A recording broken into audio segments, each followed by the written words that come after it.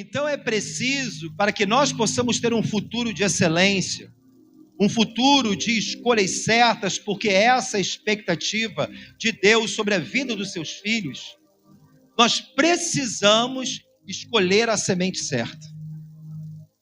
A palavra de Deus, no livro de Isaías, capítulo 1, no versículo 19, da Corrigida Fiel, fala algo muito importante para nós. Porque, na verdade, uma simples escolhas podem comprometer o nosso futuro de uma forma positiva, como também de uma forma o quê? Negativa, dependendo da sua escolha. E Deus, sabedor disso, Ele libera uma palavra ao seu povo. Em Isaías capítulo 1, no versículo 19, Ele fala, se quiser, fala para o teu irmão, condição. Se é algo condicional. Se quiserdes e obedecerdes, comereis o bem dessa terra. Em outra versão fala que comeremos o melhor dessa terra. Quantos desejam o melhor de Deus sobre o seu lar, sobre a sua vida, sobre a sua casa? Diga glória a Deus. Mas ele fala, olha, se quiser. Aqui no hebraico, no original, no sentido de você ouvir e realmente obedecer. Não somente ser um ouvinte da palavra, mas uma pessoa que se submete, como falamos, se rende à vontade de Deus. E o resultado, vocês comerão o melhor dessa terra. Então, querido, não basta a intenção de Deus de ter o melhor para cada um de nós. Quantos entendem que Deus tem o melhor?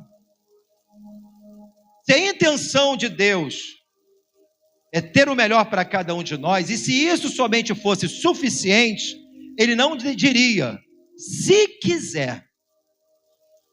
Então Deus, Ele está falando algo conosco. Para você comer o melhor dessa terra, para você ver o melhor dos seus dias, é preciso você me ouvir e me obedecer.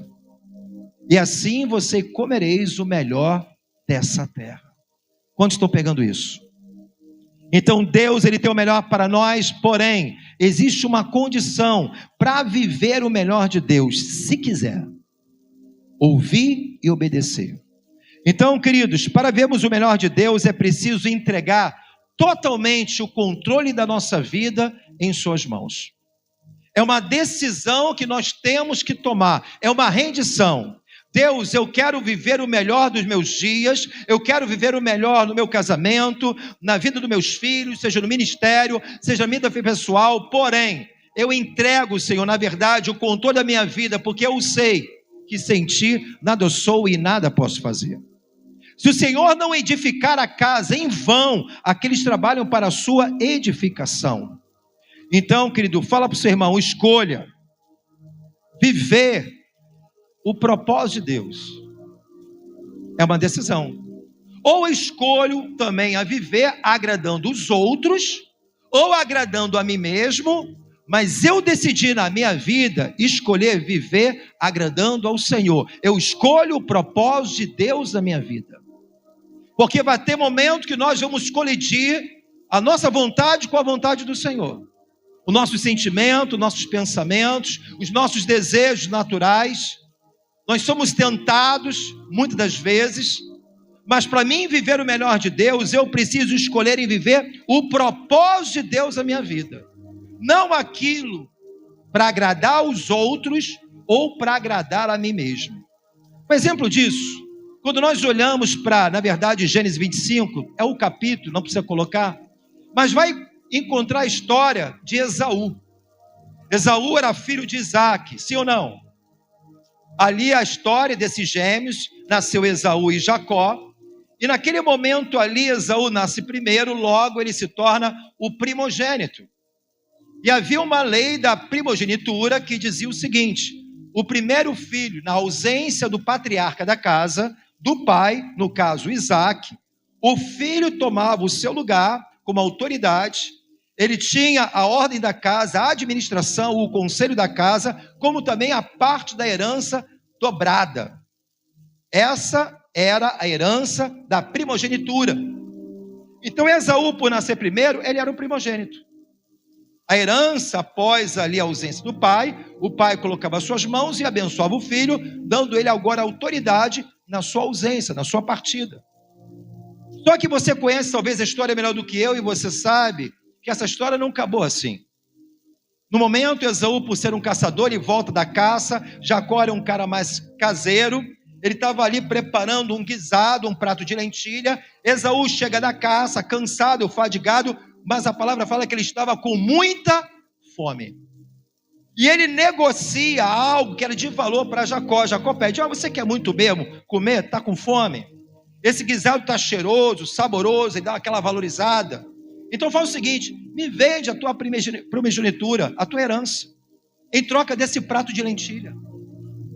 E Esaú aceitou a proposta. Ele escolheu abrir mão da herança por causa de muita fome que ele estava. E muitos de nós, às vezes, trocamos a herança, aquilo que Deus ele tem de melhor para nós, por causa do nosso demasiado apetite. Estamos com fome da nossa justiça. Estamos com fome e sede, talvez, de praticar coisas que são contraditórias à vontade de Deus, que me afastam das suas promessas, que me afastam da sua herança. Às vezes é o sexo ilícito, uma fome. Eu não estou aguentando mais, pastor. Eu não vou esperar esse negócio do casamento. Um apetite, uma fome desordenada, onde muitas pessoas estão, em vez de viver o propósito, estão vivendo para si mesmo, ou por causa que desejo de agradar os outros, não, porque o mundo é assim, minhas amizades são assim, mas você é diferente. Você está debaixo de promessa, você é um filho de Deus. Nós temos uma herança, nós temos o melhor de Deus para viver nessa vida, seja na área, em aspecto que for. Então muitas pessoas às vezes com o seu apetite demasiado, a vontade, o desejo, seja sexual, seja fazer a sua própria justiça, seja fazer do seu próprio jeito, reações completamente às vezes contraditórias à palavra de Deus. Queridos, aprendam a resistir à sua fome. Aprenda a resistir à dor da tentação. Porque a tentação dói, irmão.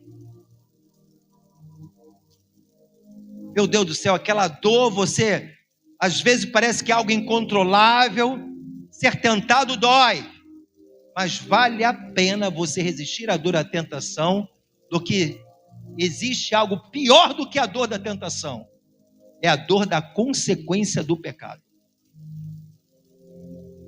Então vale a pena resistir, vale a pena se manter fiel. Escolha viver a herança. Esaú trocou a sua herança por um prato de comida, por lentilhas, uma fome momentânea. Me dá logo, porque estou morrendo de fome. Já viu muitos falarem isso? Será que se ele deixasse de comer naquele momento ele morreria? Claro que não. Então, querido, é melhor escolher resistir à dor de não pecar, que significa errar o alvo, ou da tentação, do que a dor maior que sofremos pelas consequências do pecado consumado. Quantas pessoas talvez estão vivendo hoje uma tristeza de sabores em sua vida por uma escolha errada que cometeu lá atrás? Às vezes escolhas que nós praticamos, que nós decidimos, são coisas que podem escravizar o nosso futuro, o nosso destino. Então fala para o seu irmão: escolha, faça a escolha certa. Existe uma frase popular que diz: você é livre para escolher, mas é escravo de suas escolhas. Você é livre para escolher qualquer coisa, querido, seja certo ou errado, porém, você se torna escravo das suas escolhas, dependendo daquilo que você realmente está escolhendo. E isso reflete uma verdade bíblica. Em Deuteronômio capítulo 30, versículo 15 e 19, em Deuteronômio capítulo 30, versículo 15, diz o seguinte: o próprio Deus falando à sua nação: vês aqui, hoje tenho proposto a vida e o bem, a morte e o mal. Portanto, te ordeno hoje que ames ao Senhor teu Deus, que ande nos seus caminhos e que guarde os seus mandamentos, os seus estatutos, os seus juízos, para que vivais. Para quê? Toda vez que você encontra um para quê na Bíblia, para. Porque ali sinaliza exatamente algo que Deus quer falar conosco. Para que fala? A fim de, é um propósito. Para que eu preciso ouvir a voz de Deus? Para que eu preciso seguir os mandamentos de Deus? Para que? Ele começa a dizer, para que vivas e te multipliques, o Senhor teu Deus te abençoe na terra a qual entras a possuir. Amém, querido? Então, querido, Deus, Ele fala conosco. Veja aqui que hoje proposto, a vida, o bem, a morte e o mal. Existem dois caminhos, duas alternativas. A vida e a morte, o bem e o mal, a bênção e a maldição. Mas Deus, Ele não somente mostra o caminho, mas como um Deus de amor, um Pai zeloso, Ele nos orienta, filho, escolha viver. Não somente você, mas a sua descendência, a sua posteridade. Escolha o melhor. Então você vê que Deus, Ele nos deu a capacidade de livre escolha, chamado o livre-arbítrio. Porém, o livre-arbítrio não foi dado para mim e para você, para mim ter liberdade, para mim viver no pecado ou no erro. Deus tem expectativa que eu e você viemos a fazer a escolha certa. Pois a sua palavra em Romanos 12, versículo 2, fala que a vontade dele, ela é boa, ela é agradável, ela é perfeita. Mas eu preciso decidir a dar liberdade ao Senhor. Então, lá em Romanos 30, versículo 19, só para você lembrar novamente. 30, 19 diz o seguinte, Deuteronômio. Vês aqui hoje que te tenho proposto a vida e o bem, a morte e o mal. Porquanto te ordeno hoje que ames o Senhor teu Deus, que ande nos seus caminhos, guarde os seus mandamentos, seus estatutos, o seu juízo, para que vivas e te multiplique o Senhor teu Deus, te abençoe na terra a qual entres a possuir. Em outra versão fala, escolhe pois a vida para que vivais tu e a tua descendência. Então Deus, querido, Ele demonstra que as nossas escolhas vão trazer uma consequência, seja de uma forma positiva ou negativa. Mas quem escolhe somos nós. Deus, Ele nos deu liberdade de escolha, de nos expressarmos. Então, eu costumo dizer algo, querido, que pior do que a morte física, porque todos nós vamos passar por isso um dia, e graças a Deus nós temos a vida eterna em Cristo.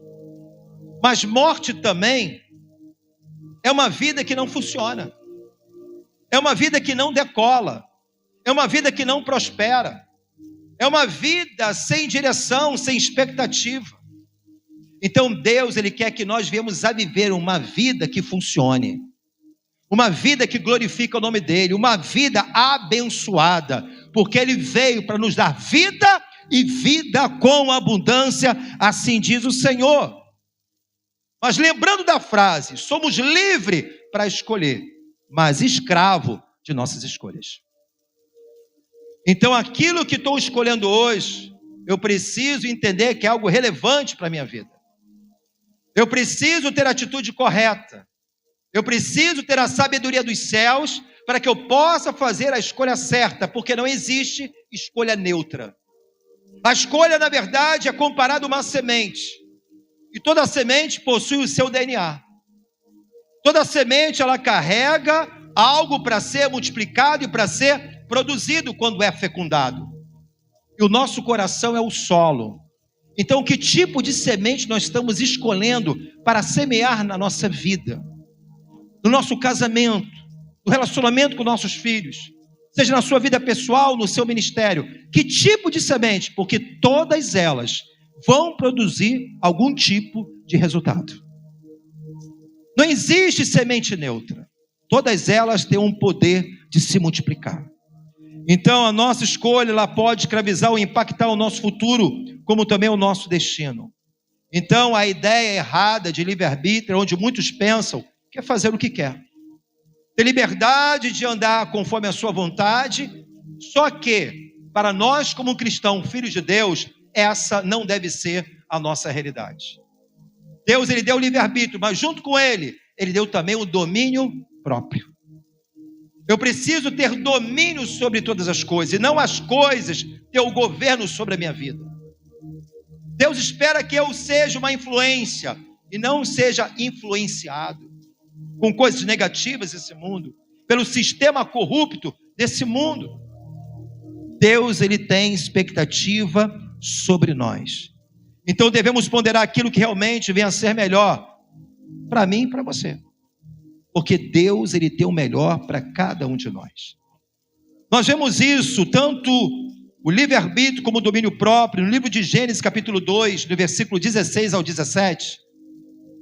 No livro da criação, no plano original, Deus, ele conversando com Adão, ordenou o Senhor Deus ao homem, dizendo: de toda árvore do jardim comerás livremente, mas da árvore do conhecimento do bem e do mal, dela não o quê? Comerás. Porque no dia em que dela comeres, certamente o quê? Morrerás. Então Deus disse a Adão e Eva o que deveriam e que não deveriam fazer. Vocês devem comer de todas as árvores do jardim. Eu fiz para vocês. Aproveite. Mas existe uma única árvore, que não eram todas, era uma única, do conhecimento do bem e do mal. Essa nem toca, nem come. Porque no dia que você comer, vocês vão perecer. Vocês serão destruídos, vocês morrerão. Então ali você vê que Deus, ele não controlou Adão, mas deu a liberdade de escolha, o livre-arbítrio. Mas junto com Adão, Adão tinha o quê? O domínio próprio para dizer sim ou não para o Senhor. E da mesma forma somos nós. Tudo posso, tudo é lícito, mas nem tudo me convém. Não me deixarei me levar por coisa alguma. Então nós temos o poder de decisão, nós temos o poder de escolha. Deus não controlou Adão, mas o orientou para que não perecesse e pecasse. Então, querido, Deus, ele tem o melhor para cada um de nós. Porém, há uma condição: se eu quiser ouvir e obedecer. Então Deus, ele deu o poder das escolhas. Eu vejo também em Josué capítulo 24, 15, onde Josué fala numa grande assembleia geral, próximo da sua morte, e ali ele reúne o seu povo de Israel, e anuncia algo tremendo, dizendo: porém, se vos parecer mal aos vossos olhos servir ao Senhor, escolhei hoje a quem servais. Mas se aos deuses a quem serviram os vossos pais, que estavam além do rio, ou aos deuses dos amorreus, em cuja terra habitais. Porém, ele disse: porém, eu decido, eu e a minha casa serviremos ao Senhor. Aleluia! Fala para o teu irmão, poder de escolha. Josué estava falando: gente, eu não sei quanto vocês, mas eu conversei com a minha esposa, com meus filhos, nós decidimos entregar a nossa vida por inteira ao Senhor. Decidimos ter um compromisso, uma vida disciplinada, decidimos a viver o melhor com Deus. Nós decidimos servir ao Senhor, eu e a minha casa. E agora ele está perguntando: e vocês decidiram servir quem? Servir a quem? Os ídolos desse mundo? Vocês vão se prostrar a esses falsos deuses? Ou vão servir o único, exclusivo, verdadeiro, genuíno Senhor? Aquele que tem o poder de operar o impossível, o Deus Todo-Poderoso, o Criador dos céus e da terra e de tudo aquilo que nele há. A servir o eterno, ao grande eu sou. Ou vocês vão se prostrar aos ídolos? Pastor, de maneira nenhuma, os católicos estão tudo errado, é verdade, irmão. Mas quantos ídolos nós erguemos em nosso coração? Quantos de nós, às vezes, prostramos ídolos que nós mesmos fabricamos? Queridos, entenda bem uma coisa: todo pensamento que nós aprendemos elevado, que se coloca acima das verdades bíblicas, é um ídolo. Se você tem um pensamento, um sentimento que é contraditório à palavra, é um ídolo que está gerando no seu coração. Se Deus, ele pede humildade para ouvir a sua voz, para reconhecê-lo em todos os nossos caminhos, e o meu orgulho não permite, o orgulho é seu ídolo. Se Deus, ele fala para mim abrir mão e perdoar, liberar essa pessoa no mundo espiritual, mas o meu ídolo é a amargura, o sentimento, a raiz que me impede de viver a graça constante de Deus sobre a minha vida. Porque a palavra fala que se eu realmente alimento uma raiz de amargura, ela me privará da graça de Deus. E com isso, muitas pessoas acabam tendo um resultado em sua vida que não é legal. Um resultado, uma vida meia boca, uma vida espiritual que não decola, uma vida que não funciona. Enquanto Deus tem uma vida que funciona para cada um de nós. Onde Deus tem sonhos e projetos, herança e promessa. Se quiserem ouvir e obedecer, vocês vão comer o melhor nessa terra. Então eu preciso tomar uma decisão. Então nós aprendemos aqui nesta casa, querido. Seja pensamentos, sentimentos, reações que nós temos, valores que acreditamos, atitudes ilegítimas, ilegais, que são contraditórias à vontade de Deus, isso acaba se tornando idolatria, ao ponto das pessoas remover Jesus do centro da sua vida. Quem está no governo da nossa vida? Acabamos de louvar, minha vida te dou, entrego a ti, Senhor, eu me rendo a ti, Senhor, eu me renderei, faço o teu querer em mim. Isso é forte demais, irmão. Louvar é muito bonito, né? Mas viver é melhor ainda. Então eu preciso que o meu louvor venha a ser uma verdade em nossa vida. É fazer o certo sem ter vontade de fazer o certo. Já passou algum momento assim? Tu sabe que tem que fazer o certo, mas eu não quero. Mas Deus não pergunta para você considerar o seu sentimento nem a sua emoção. Rendição é se render à palavra. Ou Ele é Senhor de tudo, então Ele não é Senhor de nada. Ele tem que ser Senhor da minha casa, da minha vida, da minha alma, das minhas emoções, dos meus sentimentos. Ele precisa estar no governo da minha vida. Aleluia! Então, queridos, em nome de Jesus, quando nós olhamos, eu fico lembrando da passagem onde Elias, 1 Reis 18, 21, Elias fala também diante de uma nação que estava na corrupção, na apostasia, na idolatria, adorando falsos deuses, a ídolos que ergueram no seu coração. Conheceram Deus, mas decidiram prostrar os falsos deuses, os balins. E aqui Elias, ele invoca aqui a presença e fazendo um convite ao povo. Então Elias se chegou a todo o povo e disse: até quando cocheareis? Entre dois pensamentos. Pastor, o que significa cochear? Quiser anotar, anota aí. Separei aqui para você. Cochear significa mancar. Cochear significa vacilar, hesitar, inclinar mais para um alto. Já viu aquela pessoa que está inclinando? Ela está inclinando mais para um lugar. Até quando você vai ficar cocheando entre dois pensamentos? Ele fala para o povo: olha só, se vocês querem servir, né, o Senhor Deus, siga-o. Mas se vocês querem seguir outro Deus, um ídolo, Baal, segue-o. Porém o povo nada lhe respondeu. Eu pergunto: a quem você quer servir? A quem estamos servindo? O nosso eu, o nosso ego, as minhas emoções, o meu orgulho, as minhas vaidades, as minhas presunções, os meus achismos. A quem nós estamos servindo? Quantos querem comer o melhor dessa terra? É preciso ouvir e obedecer. Então, querido, é sabido que nem todas as escolhas de nossa vida nós tivemos responsabilidade. Você não teve a condição de escolher o seu sobrenome. Não é verdade? Você não escolheu a família que você nasceu, nem o lugar geográfico. Você não escolheu. Você não escolheu nem o seu nome. É verdade? Mas a boa notícia chega para você.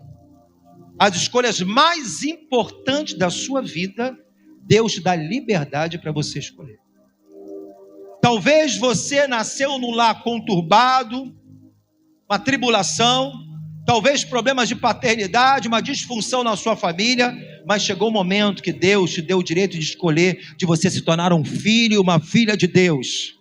Deus veio para os seus e os seus não receberam, mas todo aquele que o receber, Deus deu o direito de se tornarem filhos e filhas de Deus. E a boa notícia é que filho tem direito à herança, filho tem direito à promessa, independente da sua história passada, independente de como foi a sua família, Deus tem uma história linda, nova para você viver. Deixando as coisas que para trás ficam, nós vamos avançando para aquelas que estão diante de nós. Deus agora, Ele nos entrega, você pode escolher que Deus você vai servir.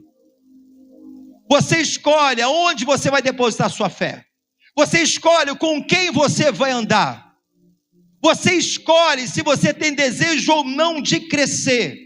Nós temos o livre-arbítrio e o poder de decisão. Quem você quer ser?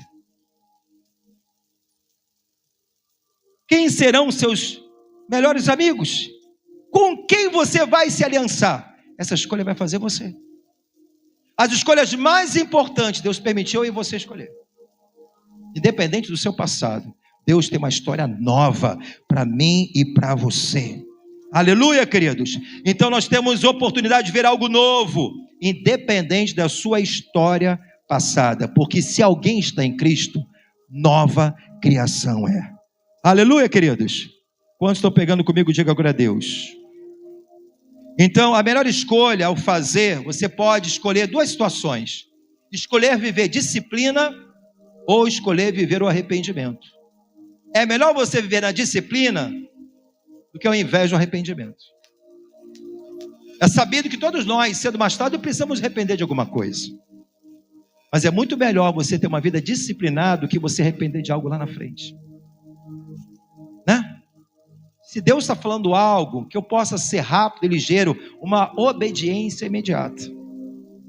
Para que lá na frente, não precise eu me arrepender de uma coisa errada que cometi.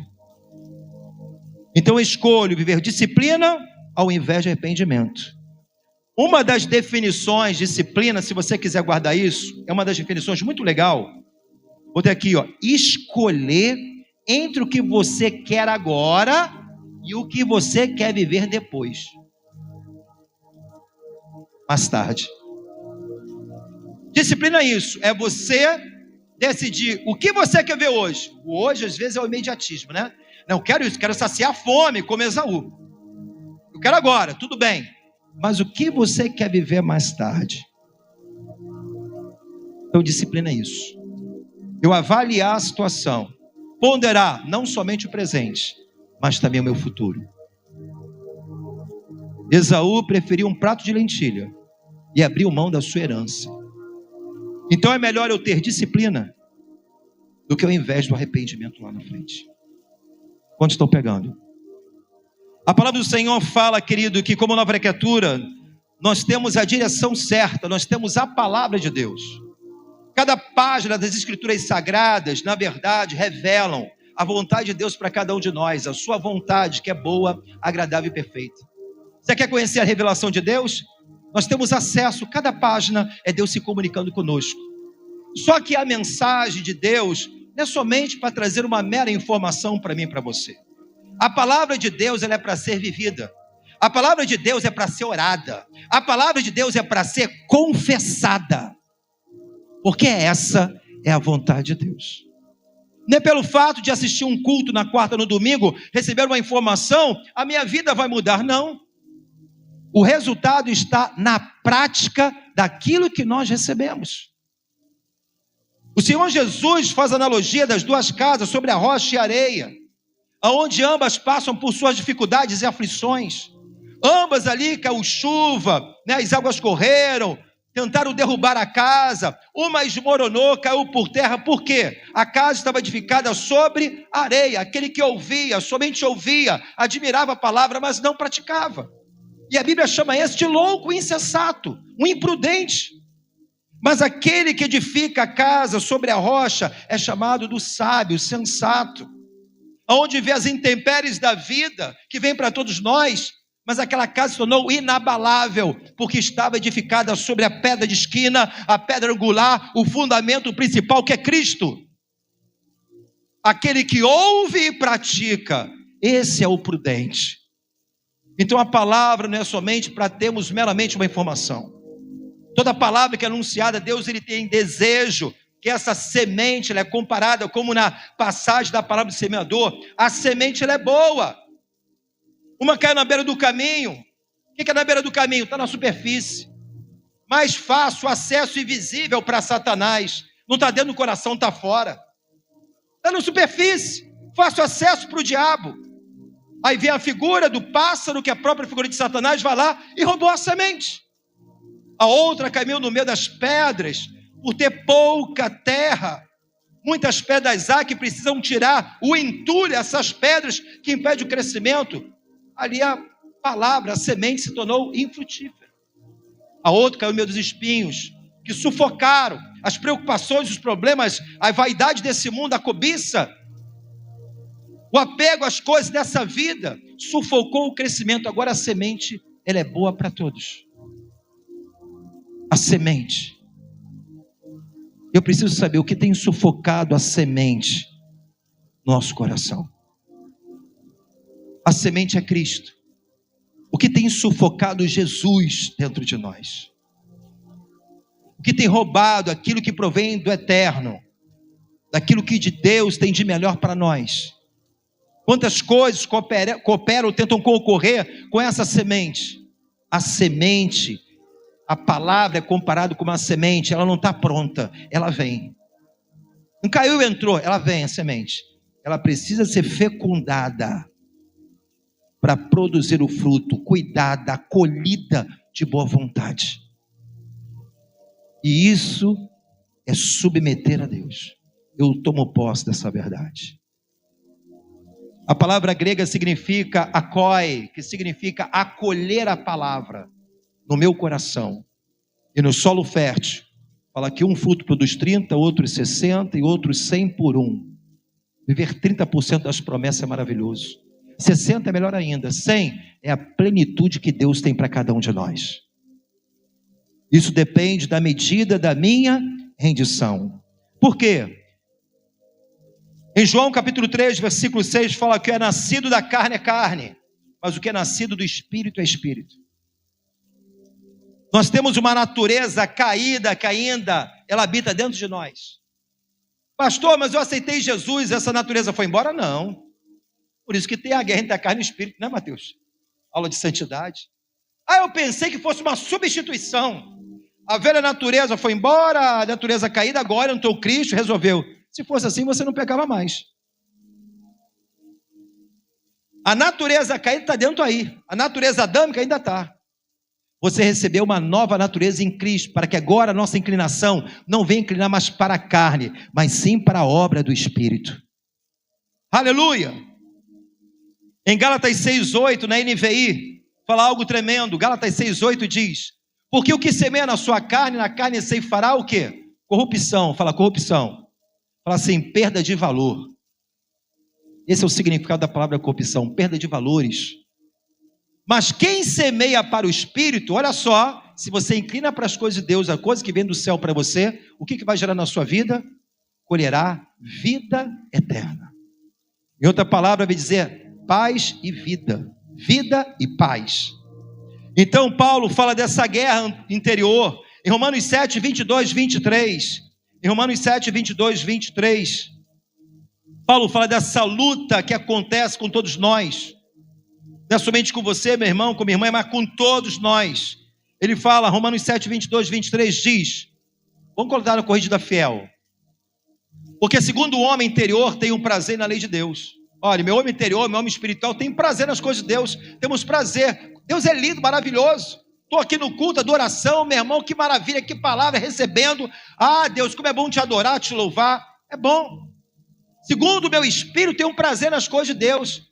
Que batalha contra a lei do meu entendimento, que me prende debaixo da lei do pecado que está nos meus membros. Ele fala de um conflito. Continua. Miserável o homem que sou, quem me livrará do corpo desta morte? O que mais? Dou graças a Deus por Jesus Cristo, nosso Senhor. Assim eu mesmo, como entendimento, sirvo a lei de Deus, mas com a carne a lei do pecado. Olha para mim. Fala para o seu irmão, existe uma guerra. A carne milita contra o espírito contra a carne. A carne não deseja que você venha viver aquilo que Deus tem de melhor. A carne te puxa para baixo, o espírito te puxa para as coisas do céu. Um militando com o outro. Querido, e Paulo ele fala, olha, existe uma luta. Paulo estava dizendo que existe uma luta, mas ele disse, eu não estou sozinho. Existe uma luta interior, meu espírito quer fazer o que quer, minha carne não quer fazer, mas eu dou graças a Jesus. Fala para o seu irmão, você não está sozinho. Você tem alguém para contar.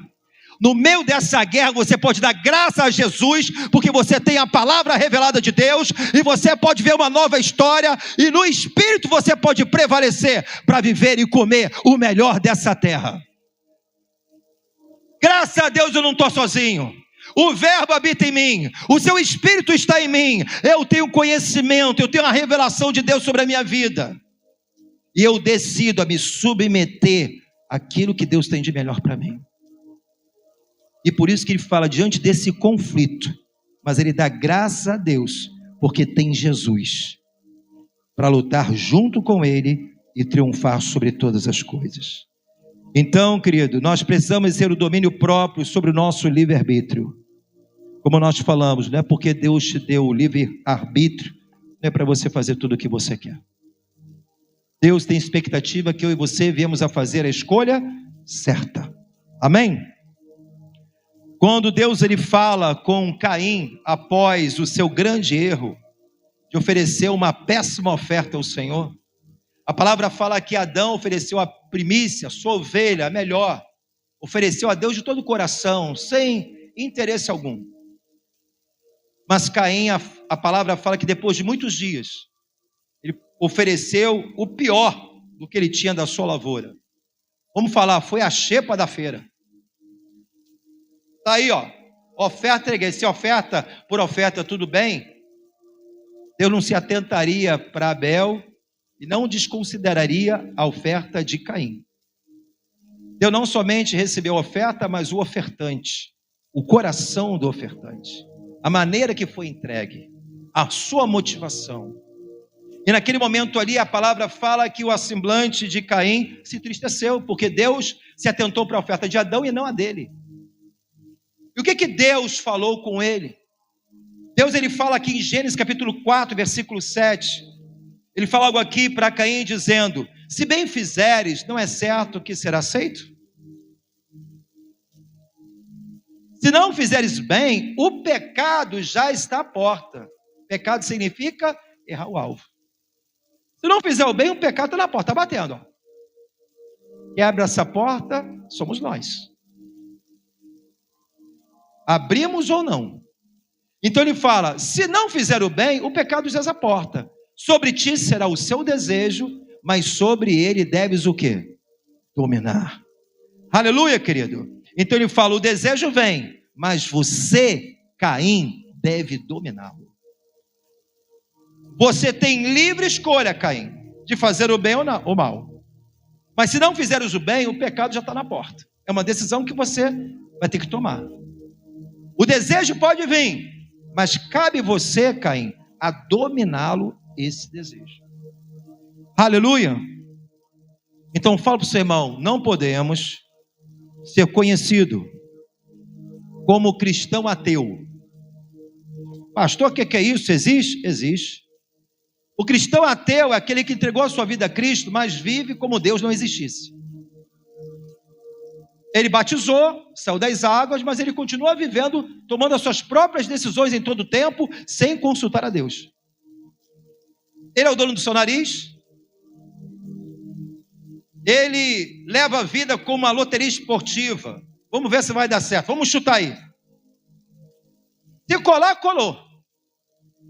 Então o cristão ateu, né, parece um paradoxo, mas às vezes é uma realidade.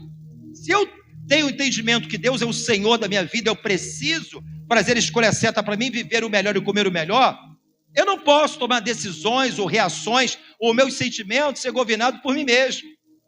Eu não posso viver como Deus não existisse, porque se Ele é Senhor, aquilo que Ele fala, a autoridade máxima deve ser na minha vida. Por mais que venhamos a falhar, mas ser ligeiro em nos corrigir. Irai-vos e não pequeis, não se põe o sol sobre a vossa ira. Não dê lugar ao diabo. Ele fala para uma igreja, não está falando para ímpio não, irmão. Então, vamos ser, irmão, não seja um cristão ateu.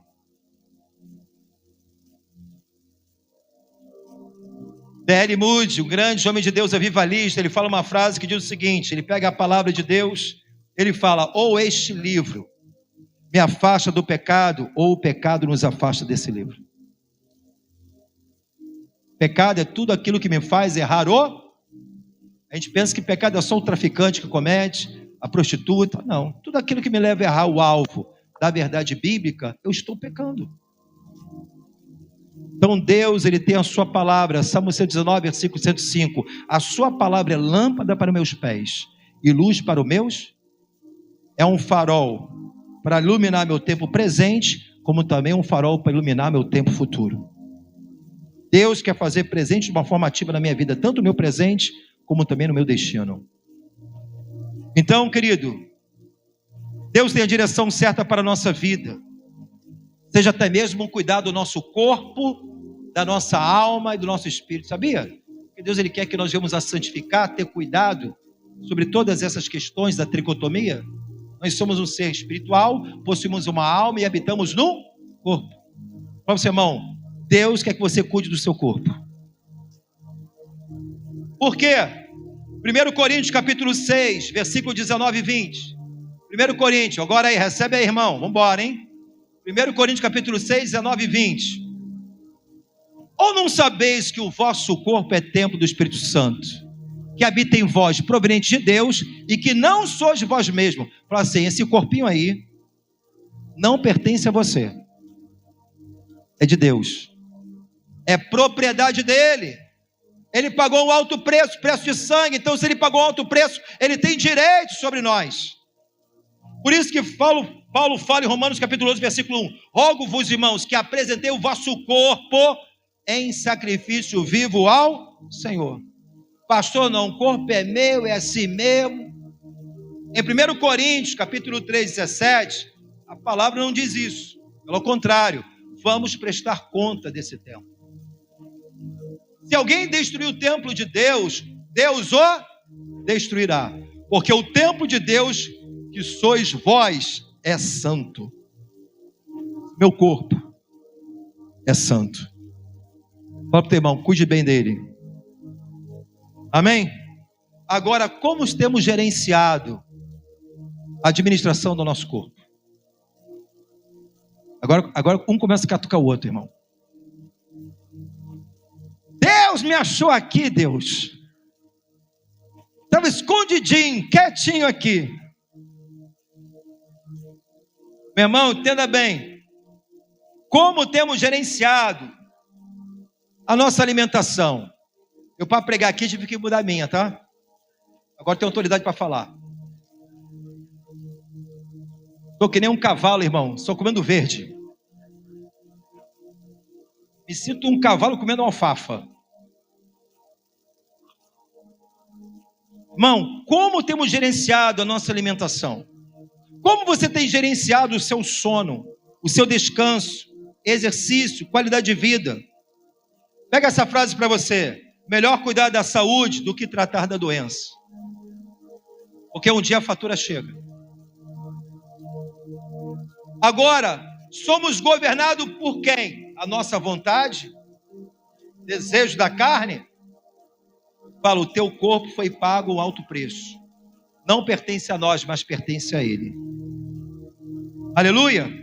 Quantos têm exercido o fruto do domínio do controle do Espírito Santo sobre o seu corpo? Ou estamos que nem Eva, seduzido pelas concupiscências dos olhos da carne, entregue às paixões. Só que a fatura chegou lá no Éden.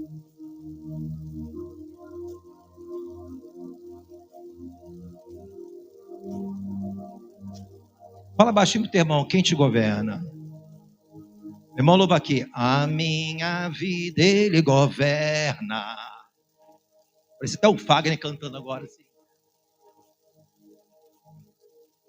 Agora isso é uma verdade? Quem é que te governa? Vou perguntar, são açúcares? As gorduras em excesso? A preguiça? A acomodação? Fala assim, uau!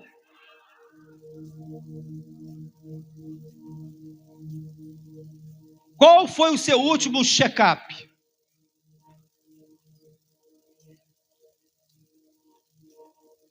Pastor, eu fui no médico. Então, outra pergunta. Você seguiu a orientação médica? E tem pessoa que vai ao médico e acha que vai resolver tudo. Fui no médico, pastor. Fui no médico, ele me deu uma receita, uma dieta incrível. Aquela dieta tem poder. Tudo bem, onde é que está? Ah, botei na gaveta. Aí continua com o colesterol alto, com a diabetes lá, glicose. Você precisa amar o templo de Deus, que é o seu corpo. Muitas pessoas, às vezes, partem dessa vida antes da hora. Não é porque é da vontade de Deus, não. Agora, entenda bem. Ah, pastor, a vida é minha. Não é não, irmão. Ela pertence ao Senhor. E segundo, cuide do seu corpo para não dar o trabalho àquelas pessoas que estão no seu lado. Porque se você só pensa em você, às vezes você não está pensando nas pessoas que estão do seu lado. Se for só você, talvez o problema, tudo bem, mas não é, irmão. Aí deram para a vez para o cônjuge, para o filho, para a filha. Por quê? Porque não se cuidou e a fatura chega. Meu irmão, a gente brinca aqui, mas o negócio é sério, irmão. É melhor você cuidar da saúde do que tratar da doença. Amém? Fala para o seu irmão, Deus te deu o domínio próprio. Pastor, me arrependi. Então deixa eu dar uma dica para você. Arrependimento não significa deixar de fazer somente aquilo que está errado, mas é praticar aquilo que está certo.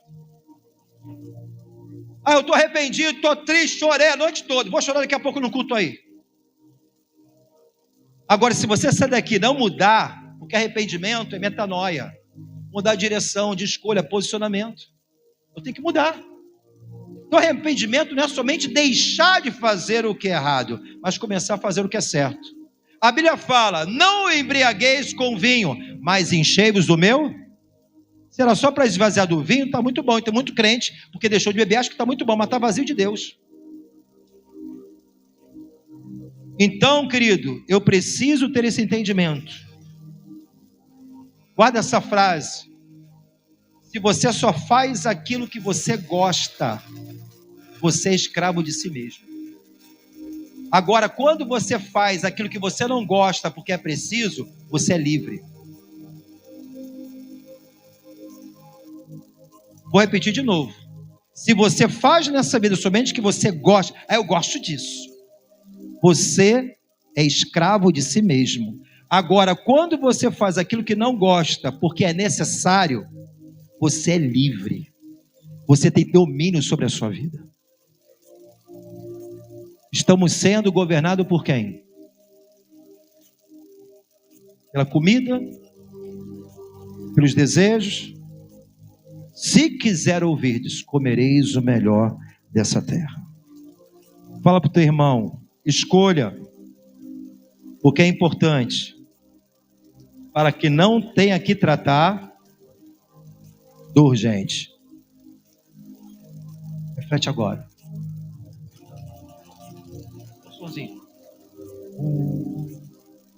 Escolher o que é importante para que eu não precise tratar do que é urgente. Já parou para pensar nisso? Exemplo para você.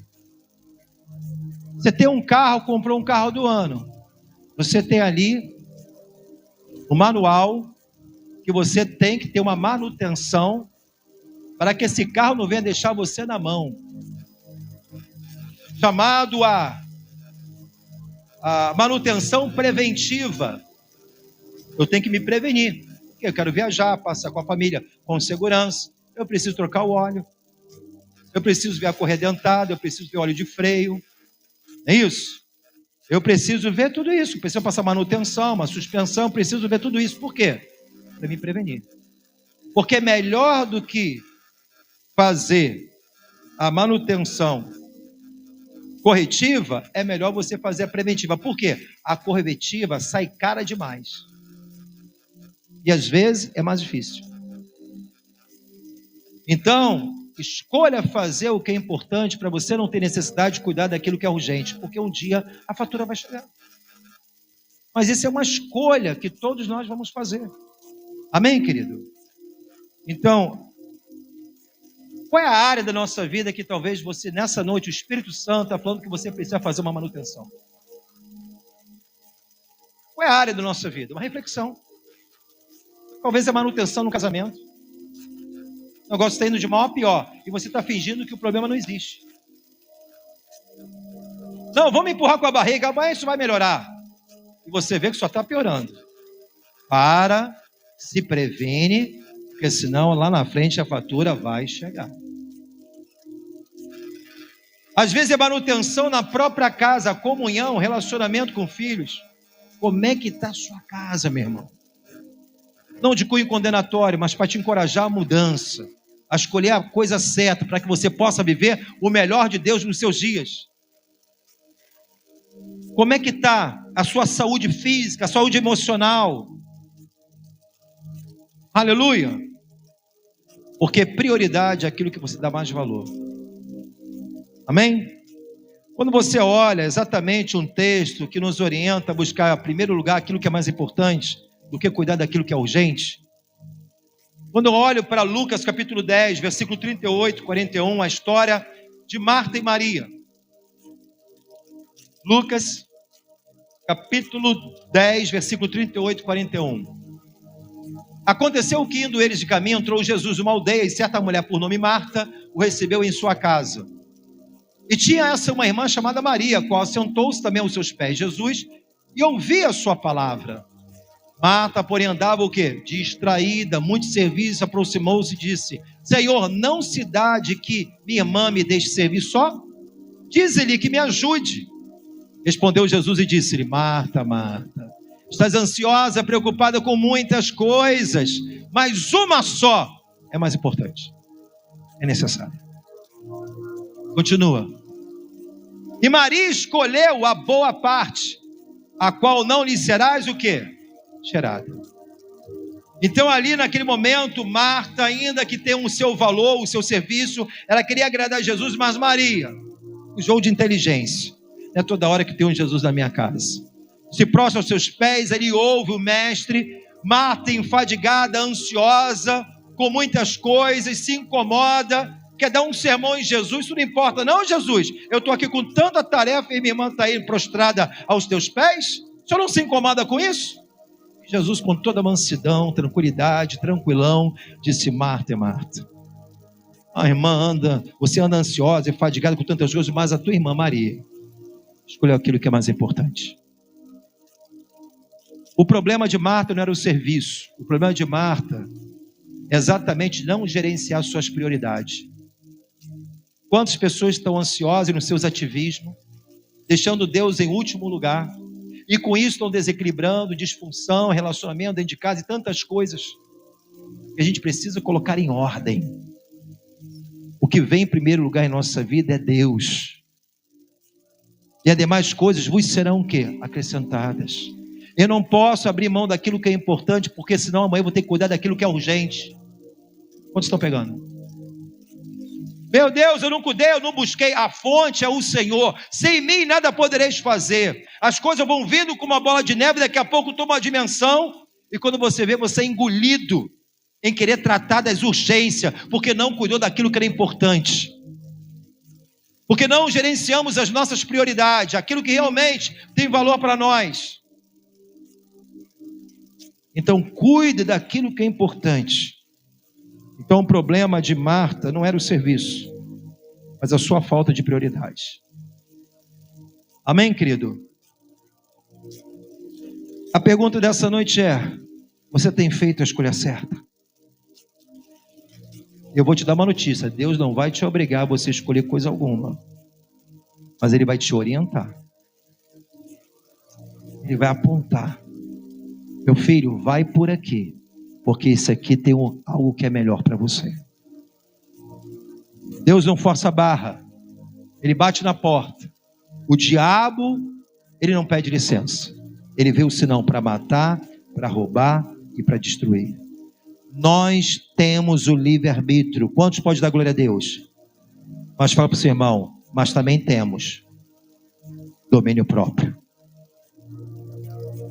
temos o controle. Deus encontrou o controle da sua vida em tuas mãos. E nós decidimos aquilo que vamos fazer com essa vida. E Deus um dia confiou a cada um de nós. Aleluia. Então Deus não tem problema. Quando eu olho para a palavra de Deus, fala que é um tempo determinado para todas as... Deus não falou que nós não teremos tempo. Você encontrou isso na Bíblia? Meu filho, você não vai ter tempo para nada. E a gente fala muito isso, eu não tenho tempo para nada. Mas Deus não falou isso não, irmão. Deus ele falou o seguinte: há um tempo determinado para todas as coisas. Todos nós temos 24 horas. O problema não está na quantidade de horas. O problema está na gestão do tempo.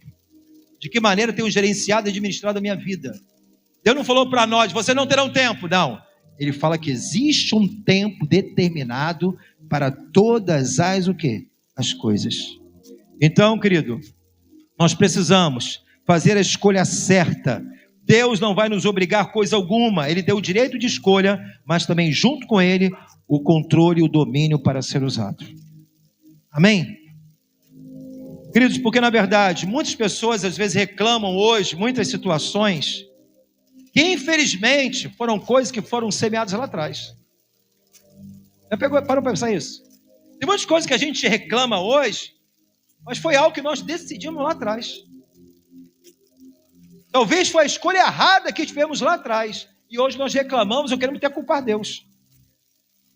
Em Gálatas 6, versículo 7, Paulo ele fala algo aqui para nós. Gálatas 6, versículo 7.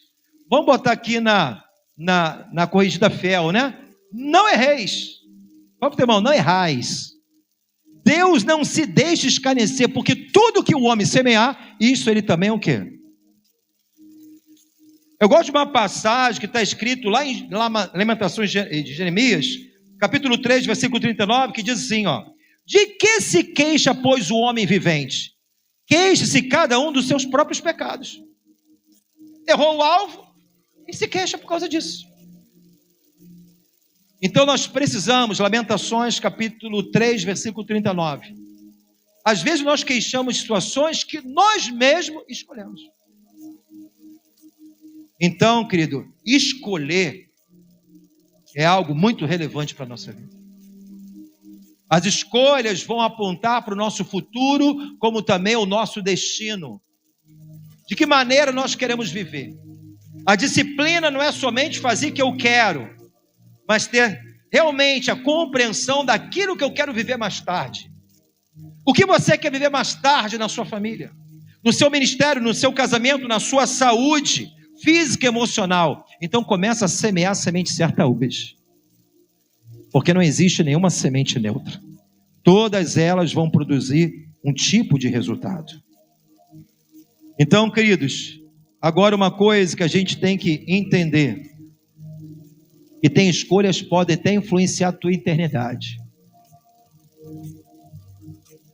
Jesus ele falou, tem pessoas que vão acreditar nele e outras que não vão acreditar. Existem dois caminhos, duas portas e dois destinos, céus e inferno. Então a nossa escolha pode até também comprometer a nossa o quê? Eternidade. Como em Mateus capítulo 7, 22, fala: eu expulsei demônio no teu nome, curei enfermo, aparta de mim que eu não te conheço. Pessoas que fazendo a obra de Deus com a motivação errada, do erro no pecado. Foi uma escolha. Mas naquele grande dia houve o quê? A prestação de contas. Então, querido, faço o certo mesmo desejando fazer o errado. Pegou isso? Estou com doido para fazer tudo errado, mas faço o certo. Não consulte seus sentimentos, que eles podem sabotar a sua vida. Amém? Então, para isso, querido, nós precisamos de algo, para viver a vontade de Deus, boa, perfeita, agradável, precisamos de algo chamado humildade. A gente precisa ter humildade, porque todos nós somos propensos a viver no erro, mas nós temos que aprender a reconhecer os nossos erros, e para isso é preciso humildade. Todos nós aqui é propenso a errar, irmão. Eu, você, não tem um, está de fora. Mas a gente tem que ter humildade para rever os nossos conceitos, como estamos levando a nossa vida, o cuidado do nosso corpo, da nossa alma, do nosso espírito. Precisamos de humildade para isso, porque Paulo, ele fala algo aqui tremendo. Tem a NVT aí? NVT? 1 Coríntios 9, 24 ao 27. Estou fechando essa mensagem. 1 Coríntios, capítulo 9, 24 ao 27, NVT. Vocês não sabem que numa corrida, olha só a comparação que ele faz. Fala para o teu irmão, estamos numa corrida. Todos competem, mas apenas um ganha um prêmio. Portanto, corram para... Fala para o teu irmão, corra para vencer, irmão. Fala assim, não basta somente correr, temos que correr para vencer. O atleta precisa ser o quê? Disciplina. Quantos são atletas de Cristo? Diga glória a Deus. Jesus está falando para a gente, o atleta precisa ser disciplinado. Não pensamos somente no hoje, mas aquilo que queremos viver mais tarde. Sobre todos os aspectos, sobre todas as áreas da vida. Quantos atletas olímpicos têm que se abster de muita coisa? No dia da sua competição, sexo, bebida, alimentação, nem todo tipo ele pode comer. Por quê? Para alcançar um ideal, um objetivo. Por uma coroa que é corruptível, que Paulo vai dizer. Ele se esforça para ganhar um prêmio perecível. Não é isso? E antigamente, o que o atleta ganhava era folhas de louro. Aquilo que lhe presta, irmão. Folhas de louro. Campeão, ganhou uma coroa de louro. Uau, o cara se esforçou. Aqui também a bandeira de ouro. E aí, perecível, irmão. Caixão não tem gaveta. E nem cemitério tem caminhão de mudança. Vai ficar tudo lá. Ele se esforça para ganhar um prêmio perecível. Nós, porém, o fazemos para ganhar um prêmio eterno. Fala assim, então, numa corrida a gente não pode vacilar. Não podemos cochear entre dois pensamentos, irmão. Deus tem o melhor para mim nessa vida, em todos os aspectos, mas eu preciso ter disciplina. O atleta precisa ser disciplinado sobre todo aspecto. Ele se esforça para ganhar um prêmio perecível. Nós, porém, o fazemos para ganhar um prêmio o quê? Eterno. 26. Por isso não corro sem objetivo. Pessoa disciplinada tem objetivo, irmão. Você está indo para onde? Aí eu penso, pastor, como é que você está? Eu pergunto, irmão, como é que está, irmã? Como é que está, irmã? Estou indo. Eu pergunto logo, para onde? Eu me preocupo, né, irmão? Eu não corro sem objetivo como tivesse dando os golpes no ar. Soco ao vento. Não. Eu sei para onde estou indo. Temos disciplina. Disciplino o meu corpo como um atleta, treinando para fazer o que deve. Aleluia. Não é para aquilo que eu quero, mas é o meu dever. De modo que depois de ter pregado aos outros, eu mesmo não seja o que? Desqualificado. Então, querido, não podemos, aqui me coloco, viver somente teoria. Porque se eu também estou pregando para os outros aquilo que não estou vivendo, seremos os desqualificados. Olha, estou pregando para você, você tem que perdoar, mas eu não perdoo. Você tem que amar, mas eu não amo. Você tem que ter fiel ao Senhor, irmão, tem que dar dízimo oferta, mas eu não dizimo. Você tem que viver melhor na sua casa, você tem que viver melhor, mas eu mesmo estou vivendo. Paulo está falando, eu tenho que correr como atleta, ser disciplinado, para eu não ser desqualificado nessa corrida. Então, corram para vencer. Fala para o teu irmão, existe um prêmio. A vida cristã, queridos, existe uma meta, uma chegada, um caminho, mas também uma grande recompensa. Agora segura e recebe. Fala para o teu irmão, segura agora e recebe. Para quem não sabe, a palavra disciplina, a raiz dessa palavra disciplina, é a mesma da palavra discípulo. Quantos são discípulos de Jesus? Então você tem que carregar a disciplina no teu DNA. A mesma raiz da palavra disciplina é a mesma raiz da palavra discípulo. Nós somos atleta de Cristo. Estamos correndo e temos uma direção, um objetivo. Que Cristo venha a ser glorificado em todas as áreas e aspectos da nossa vida. Então, querido, eu botei algumas coisas aqui e fecho essa mensagem. Temos a escolha de sermos verdadeiros discípulos ou viver na multidão. Nós aprendemos que a multidão ela só assiste, o discípulo ele participa. A multidão só consome, o discípulo ele consome, mas fornece. A multidão anda distraída, o discípulo anda focado. A multidão busca somente o que é seu, mas o discípulo busca aquilo que procede de Deus. Escolhemos obedecer ou não. Escolhemos ser submisso ou insubmisso. Escolhemos servir a Cristo ou não. Escolhemos crescer espiritualmente ou viver na imaturidade espiritual. Escolhemos ver uma vida de santidade ou uma vida profana. Escolhemos viver perto ou longe de Deus. Escolhemos ter fé ou não. Escolhemos colocar o nosso coração no mundo, nas riquezas desta terra, ou viver para Cristo, que é algo que tem peso de eternidade. Escolhemos ter um compromisso ou não com Deus. Escolhemos ser disciplinado ou viver na indisciplina. Escolhemos cuidar do tempo do Espírito Santo ou destruí-lo. Escolhemos viver na precipitação ou descansar no Senhor. Escolhemos viver trocando de relacionamento ou ter um casamento abençoado. Escolhemos obedecermos e dizer sim ou não para Jesus.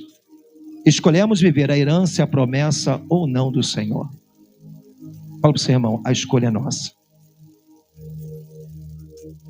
E fecho com a frase de Martim Lutero que diz o seguinte: precisamos ouvir todos os dias o Evangelho, porque nos esquecemos dele todos os dias. Precisamos reconhecer a semente certa, a direção certa que Deus tem para cada um de nós, em todas as áreas e aspectos da nossa vida. Fala para o seu irmão, faça a escolha certa. Escolha Deus. Vamos dar uma salva de palmas para Jesus. Vamos ficar de pé em nome de Jesus, amém?